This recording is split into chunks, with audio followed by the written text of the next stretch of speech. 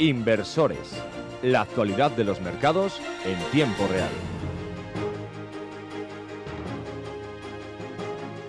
Saludos cordiales, bienvenidos a Inversores, su programa de información financiera semanal. Comenzamos, como es habitual, con algunos de los datos macroeconómicos más importantes de esta semana, para destacarles que ha bajado la producción industrial en China, que el IPC en este país, en China, ha subido un 0,2%, la zona euro ha entrado en recesión con una caída del Producto Interior Bruto del 0,1%, Australia y Canadá han subido tipos de interés un 0,25%, han caído las exportaciones en China, la producción industrial alemana ha subido un 0,3%, ha aumentado el déficit comercial en Estados Unidos un 23% y finalmente también en Estados Unidos hemos visto un fuerte aumento del desempleo semanal. Vamos a revisar ahora los mercados financieros y vamos a comenzar por las bolsas, para decirles que Frankfurt se ha dejado en la semana un 0,63%, París se ha dejado un 0,79%, Londres se ha dejado un 0,56%, en Madrid el IBEX 35 se deja un 0,08% hasta los 9.309 puntos, el Standard & Poor's 500 en Nueva York subió un 0,43% y el índice Nikkei en Japón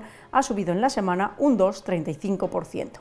En el mercado de divisas, el euro con el dólar, niveles de 1,07, el euro con el yen en 149,7 y el euro con la libra en 0,85.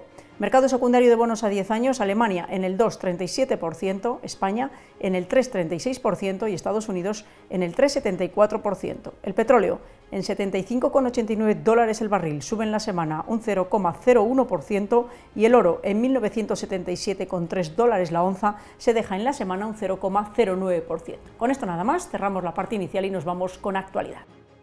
La actualidad de la semana.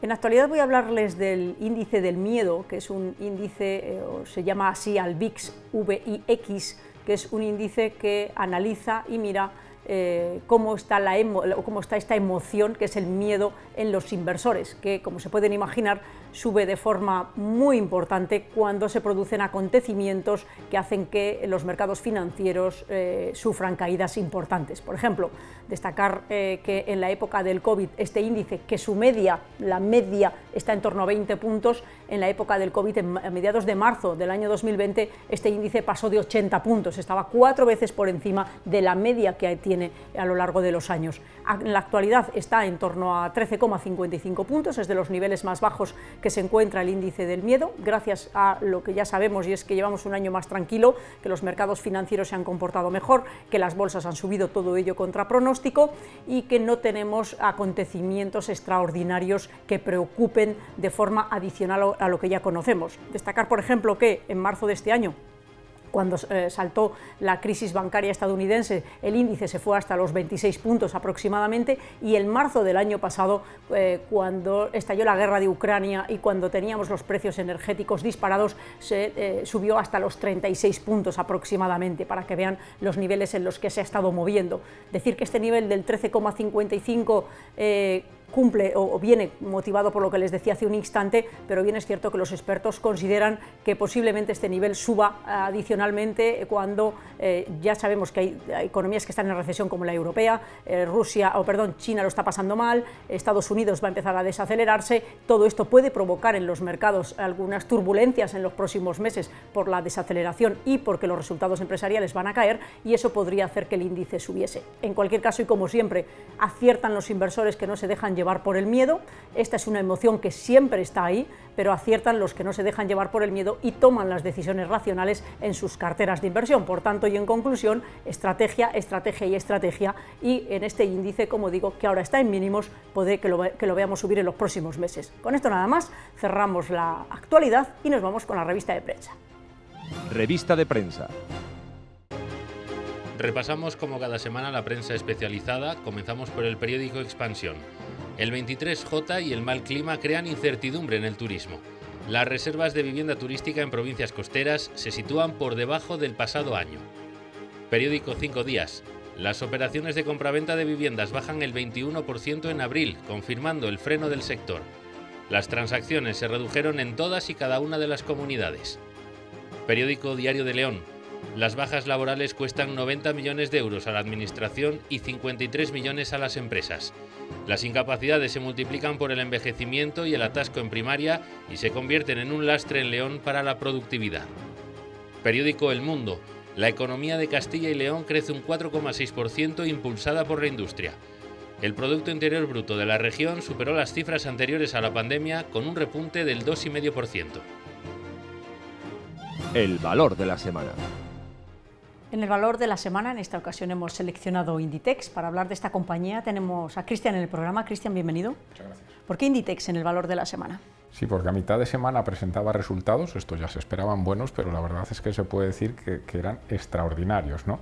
Hay que hablar que la compañía finalizaba los primeros 3 meses de su ejercicio fiscal, febrero, marzo y abril, con unas ventas que crecían un 13%, se iban a más de 7.600 millones de euros y era muy por encima de las previsiones de los analistas. Destacable también que es la primera vez en la historia que el dueño de Zara, que Inditex, supera los 7.000 millones de facturación. Nunca había ocurrido y tradicionalmente este es el trimestre más flojo para las ventas de esta compañía. Detállanos qué es lo que ha ocurrido o lo que ocurre con el beneficio.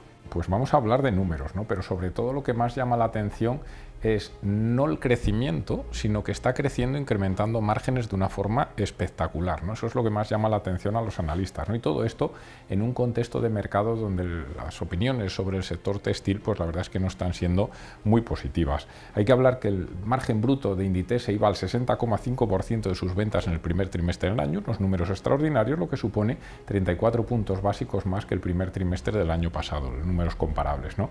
Y el resultado bruto de explotación también crecía un 14%, se iba a más de 2.100 millones de euros.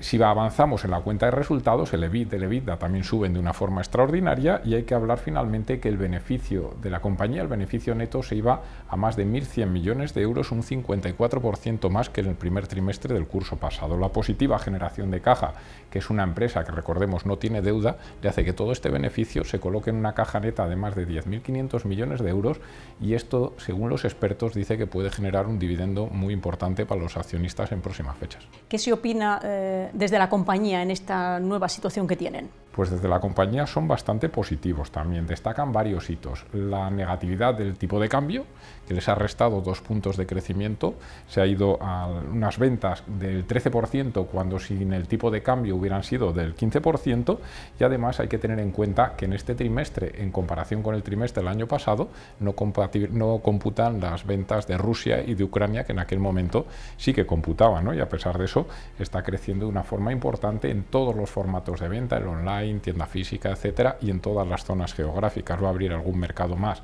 en la zona de Asia, como Camboya, y hay que hablar que no tiene ninguna factura por la reducción de su red comercial que se ha producido en el último año.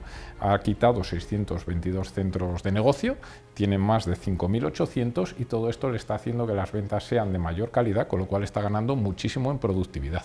Y finalmente, ¿cómo ha reaccionado el valor en bolsa y qué opinan los analistas? Pues los expertos son bastante positivos, destacan un fuerte incremento del crecimiento de las ventas en un entorno de mercado donde no es muy positivo, como decíamos, para el sector textil, fuerte incremento de los márgenes y en bolsa, lógicamente, reaccionaba en la sesión del miércoles de una forma muy positiva, subía más del 5%, se iba por encima de los 33,5 euros por acción y era muy bien recibido por el mercado estos números. Hay que destacar también que, según los expertos, el consenso de Bloomberg pues le está marcando un precio objetivo cercano a los 34 euros por acción, con lo cual gran parte de ese recorrido esperado pues puede ser que ya lo tenga también andado. Muy bien, Cristian, muchas gracias por tu aportación al programa. Vamos ya a la recta final con la agenda para la semana próxima. En la que destacamos el lunes préstamos en China, el martes IPC en Alemania, España y Estados Unidos, el miércoles Producto Interior Bruto en Reino Unido, reunión de la Fed en Estados Unidos, el jueves producción industrial en China, reunión del Banco Central Europeo. Y por último, el viernes, IPC en la zona euro, confianza de la Universidad de Michigan.